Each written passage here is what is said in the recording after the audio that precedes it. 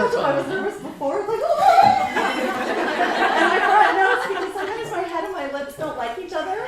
And so if I brought notes, maybe they'll participate. So, oh my gosh, that was not beautiful. Oh my gosh, I've never seen anything like it, and I've performed a lot of my years in life and never seen anything like that. So what a gift we all just got. So I kind of feel very humble and small to talk to you all.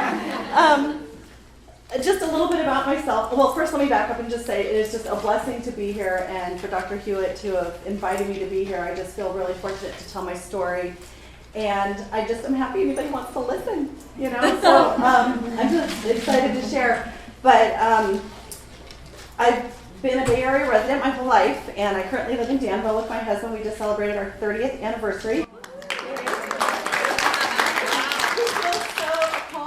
We got married when we were 19 and 20, and they told us we'd never stay married, and including his mother, who said we'd never stay married. Yeah, and we waited 16 years to have our daughter, Hunter, and she's 13 now, and just the absolute light of my life. And she's a dork, and proclaimed dork, and wants to be a doctor to heal women, she said. So that makes me so proud.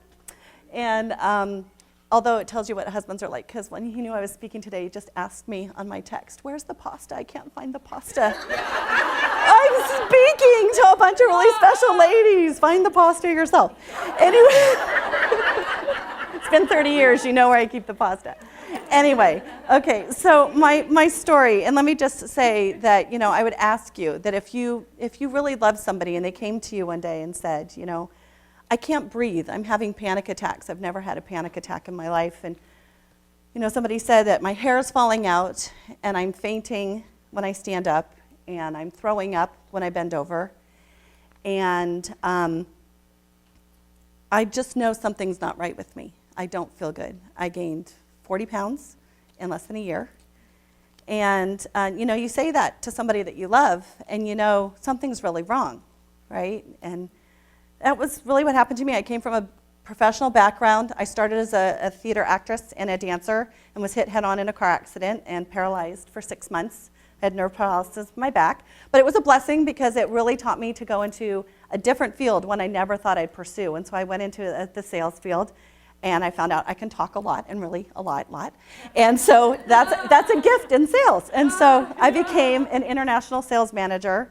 And kind of what Dr. Hewitt was saying, I learned to become a pit bull. I was good at it. And I worked with all men, and I'm sure I had no serotonin whatsoever, none.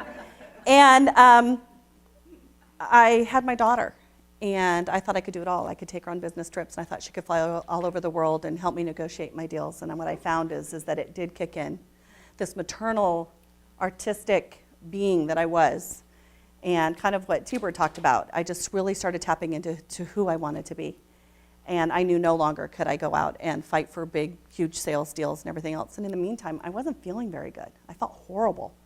And I thought, well, I'm going to stay home, and I'm going to take care of my daughter, and I'm going to love on my husband, and I'm going to try and be a really good friend. I was really good at working with men and not really good at working with women. And I wanted to connect. I just felt really disconnected and awful. And about that time when you decide that you're going to find a part in your life that works really well for you, I knew something just didn't feel right.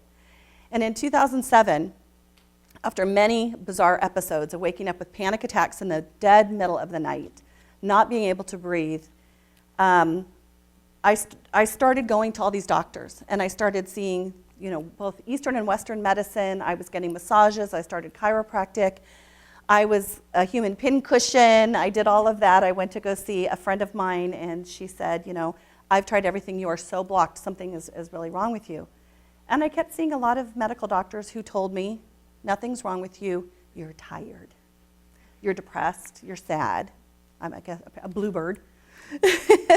And I knew I wasn't, but they kept prescribing Prozac and Xanax and painkillers and just about anything I wanted. "Do you want lithium? I'll give you lithium.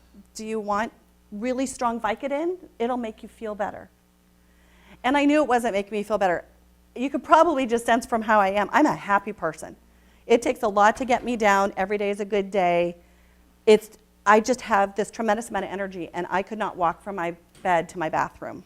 I could not blow dry my hair, and we all like to do our hair. And I just couldn't even go shopping. And so I knew something was really wrong. And so it was really, really wrong. And so right before Christmas in 2007, I woke up in the middle of the night and couldn't catch my breath. And they rushed me to the hospital, and I had a blood pressure of 190 over 100. I have a resting blood pressure of around 118 over 70. And so when they took me in, they started running a battery of tests. I had already had nuclear heart tests. I had already had EKGs, lung tests, running physical tests. I had done everything. And mind you, I was 125 pounds. I'm a lot fluffier than I used to be.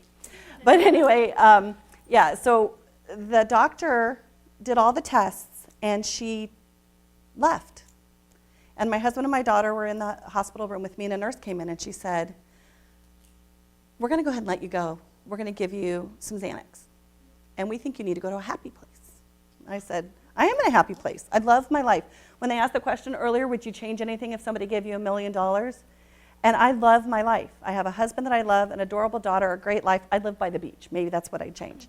So I said, I don't understand. I want the doctor back here. I need to talk to a doctor. No, we're going to check you out. She went home.